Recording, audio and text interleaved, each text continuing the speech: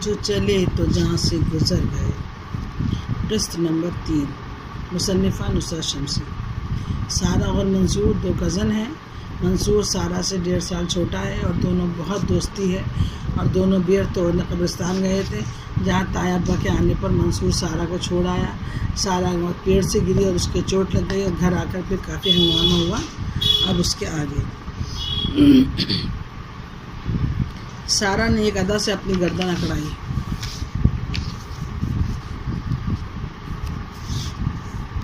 ارے ہوگی بڑی کسی اور کے لیے، میں نہیں مانتا، یہاں تو میں ہی بڑا ہوں اور ہمیشہ رہوں گا۔ اچھا، اب مجھے بہت سا اسکول کا کام کرنا ہے، فی الحال میں سونا بھی چاہتی ہوں، تم جاؤ۔ چلا جاؤں گا، اتنی جلدی کیا ہے، تھوڑی دیر اور باتیں کرتے ہیں۔ کون سی باتیں؟ اسکول کی، گھر کی، کوئی بھی۔ سارہ کو بہت نیند آ رہی تھی۔ تھوڑی دیر میں وہ باتیں کرتے کرتے ہی صوفے پر ڈھیر ہو گئی۔ اس کی لمبی سی چوٹی صوفے کے باہر لٹک رہی تھی، بلوں میں جکڑی ہوئی، جس نے منصور کو بہت چڑ تھی۔ منصور بھی اب جوانی کی خوشبو سونگھ چکا تھا، اس کا دل بھی اب اکثر کسی بات کو سوچ سوچ کر دھڑک جاتا تھا۔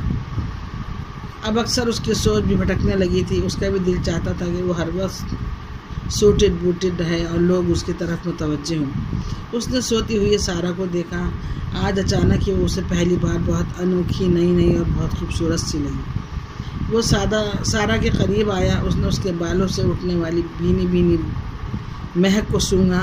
اس کی بند آنکھوں کو تکا، اس کے چہرے پر غور سے دیکھا۔ آج اسے پتہ چلا کہ سارہ واقعی بہت خوبصورت ہے، بالکل گڑیوں جیسی۔ اس کے بالوں کو چھوا، پہلی بار آج اس کے ہاتھوں میں کچھ کپکپاہٹ ہوئی تھی، حالانکہ وہ پہلے ہزارہ بار اس کے بالوں کو چھو چکا تھا۔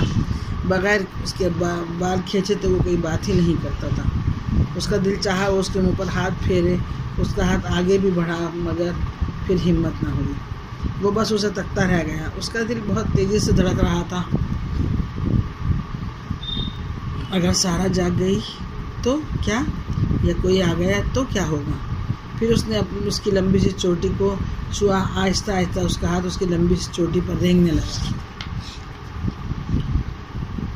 ہر وقت اتنے خوبصورت بالوں کو جکڑے رکھتی ہے۔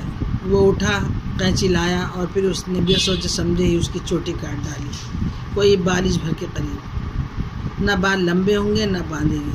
پھر وہ غائب ہو گئے، اور شام کو گھر میں ایک حشر برپا تھا۔ سارہ اب دہاڑے مار مار کر رو رہی تھی۔ سب حیران تھی کہ یہ ہوا کیا؟ امی، میرے بال کس نے کاٹ ڈالے؟ سارہ برابر اپنے بالوں کو ماتم کر رہی تھی۔ آخر کس نے کی ہے یہ حرکت؟ امی خود حیران تھیں۔ بھابھی کہیں کسی آصف کا کام تو نہیں؟ ہاں دلہن، مجھے بھی ایسا ہی لگتا ہے۔ جیٹھانی نے اپنا اندیشہ ظاہر کیا۔ کیسی کیسی باتیں کرتے ہیں آپ لوگ، کیسا بھوت جن؟ مجھے تو یہ منصور کی شرارت لگتی ہے۔ دیکھیے، ابھی تک اپنے کمرے سے باہر نہیں آیا، مگر منصور ایسا کیوں کرے گا؟ مقدمہ کافی بڑا تھا، اس لیے اتنی جلدی نپٹنے والا نہیں تھا۔ آج تو سارہ کو بھی بہت غصہ آ رہا تھا۔ اسے پورا یقین تھا کہ یہ کام کسی جن بھوت کا نہیں، منصور کا ہے، جو ہر وقت اس سے کہتا رہتا ہے، یہ بلوں میں جھکڑے بال بہت برے لگتے ہیں تیرے۔ لیکن اگر وہ منصور کا نام لے گی تو پھر اس کی خیر نہیں۔ ابھی یہ ذکر چل ہی رہا تھا کہ تایا ابا، منصور کے پاپا گھر میں داخل ہوا۔ یوں سب کو آنگن میں دیکھ کر حیران رہ گئے۔ کیا ہوا، سب خیریت تو ہے؟ دونوں جلدی ان سب کے قریب آئے، اور پھر جو تایا اماں نے سارا واقعہ منوان سنا دیا۔ مجھے لگتا ہے اب سارہ جھپیٹے میں آ گئی ہے۔ کیسی باتیں کرتی ہو؟ یہ منصور کہاں ہے؟ بلاؤ اسے، یہ حرکت صرف اسی کی ہے۔ نہیں تایا ابا، میرا کمرہ تو اندر سے بند تھا۔ چپ! ہر بار کسی نہ کسی بہانے اسے بچا لیتی ہے۔ سر چڑھ گیا ہے، دماغ خراب ہو گیا ہے، دیوانہ ہو گیا ہے صاحبزادہ۔ منصور کے ابو بھی بہت غصے میں تھے۔ منصور، او منصور، باہر آؤ! تایا ابا کی گرجدار آواز نے پورا گھر اٹھلا دیا۔ منصور کانپتا ہوا باہر آیا۔ جی تایا ابا، یہ کیا حرکت کی ہے آج تو نے شیطان؟ کیا ہوا؟ بولا بنتا ہے؟ یہ سارہ کے بال کس نے کاٹے؟ سچ بتا، نہیں تو اسی بیت سے تیری ٹانگیں توڑ دوں گا۔ نہیں تایا ابا، مجھے نہیں پتا۔ جھوٹ! تایا ابا نے اپنی بیت اٹھا کر اس کے زوردار منصور کی کمر پر دے ماری، جس سے وہ تڑپ کر زمین پر گر گیا۔ سارہ تڑپ کر آگے آ گئی۔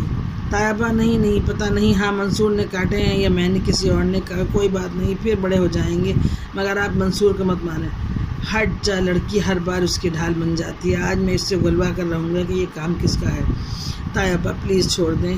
آئندہ اگر ایسا کوئی حرکت کرے گا تو میں سچی آپ کو خود بتا دوں گی. سارا طیبہ کے آگے کھڑی تھی اور منصور اپنی کمر سہلا رہا تھا. پاگل لڑکی.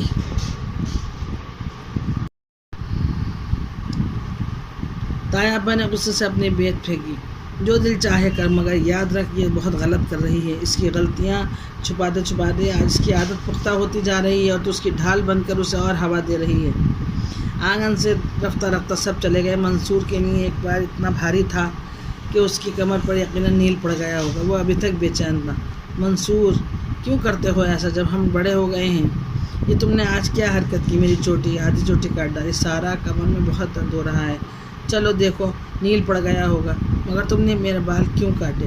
اس لیے کہ تم مجھے ہر وقت جکڑے رہتی ہو. منصور صرف اس لیے؟ سارا نے منصور کو دیکھا اور آگے بڑھ گئی. جو چلے تو جہاں سے گزر گئے. تو یہ تھی قسط نمبر 3. اگلی قسط میں پھر ملیں گے آپ سے. لائک کیجئے، شیئر کیجئے، ہمارے ساتھ بنے رہیے. اللہ حافظ.